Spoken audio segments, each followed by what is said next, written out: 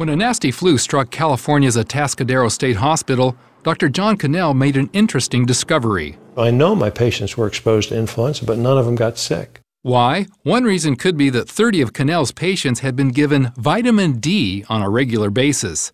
That got Cannell thinking more and more about the vitamin's benefits and safety. Child's never gotten into a vitamin D cabinet and gotten poisoned.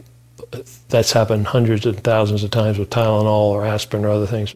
Medical writer Bill Sardi says if vitamin D were a drug, its benefits would make it the most popular ever. Because we're talking about diabetes and hypertension and bone diseases, osteoporosis and arteriosclerosis and cancer and autoimmune disease, and the list goes on. Scientists found that list is so long because vitamin D actually regulates cells, systems, and organs throughout the body.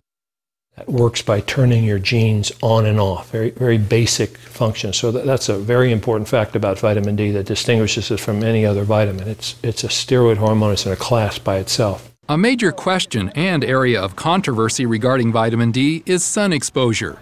So health investigators hit the trail looking for answers. Doctors have observed that where there's less sun, there's more cancer, flu, and even autism.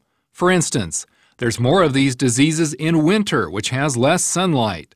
And there's also more of these diseases the further you get away from the equator, because there's less sunlight the further you get away from there. Even here in sunny California, very few people get enough sun to make sufficient vitamin D in their skin for the best of health. Down in San Diego, you can make it year-round, but even then, in San Diego, in the wintertime, you have to go right out at solar noon. There's only about a 2 or 3 hour period where you're going to make any substantial amounts of vitamin D. But wait a minute, won't this possibly lead to skin cancer? Most sunscreen companies provide products that block the ultraviolet B, or UVB, from the sun. Those are the very rays you need to produce vitamin D in the skin. Now they admit the UVA rays that the sunblock lotions allow to get in are the ones causing the cancer. So they let the one that causes skin cancer in, and they block the one that prevents it. Statistics show skin cancer rates and deaths have actually risen since the sunscreen campaigns began 30 years ago. Cannell recommends keeping your time in the sun moderate. 15 minutes in a bathing suit during summer is plenty. You don't want to age your skin or cause damage from a sunburn. Not everyone agrees.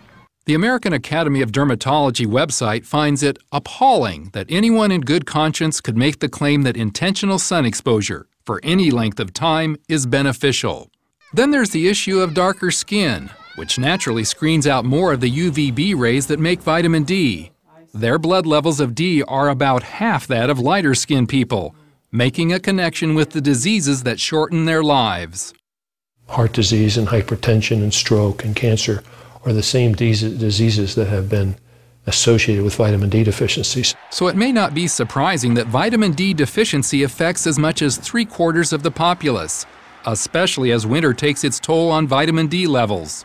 That depletion could be remedied and possibly reduce the need for flu shots.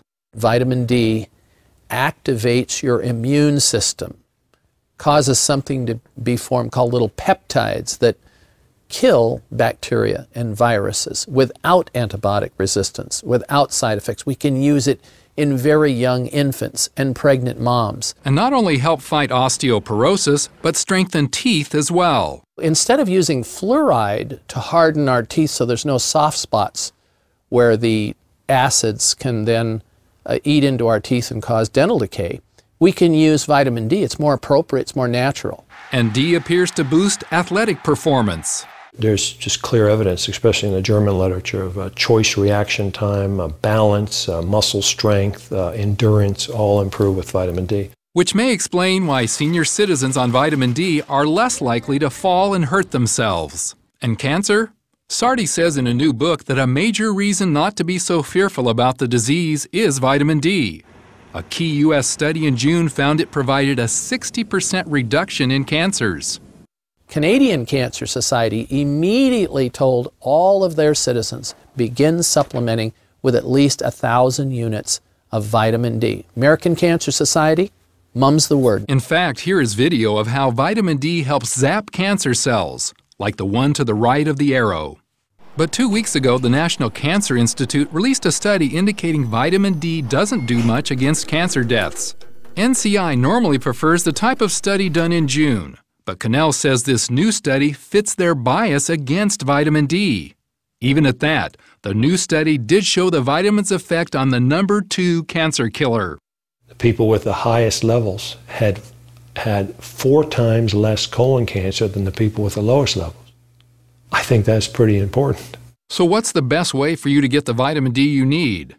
Not from food. Even fortified milk provides so little that it's trivial. Taking supplements is a far more predictable source than sunbathing, and the only source in winter for millions. Experts suggest the best daily intake is at least 2,000 units for most kids and 4,000 for most adults. Yet the government recommends only 200 to 600 units depending on your age.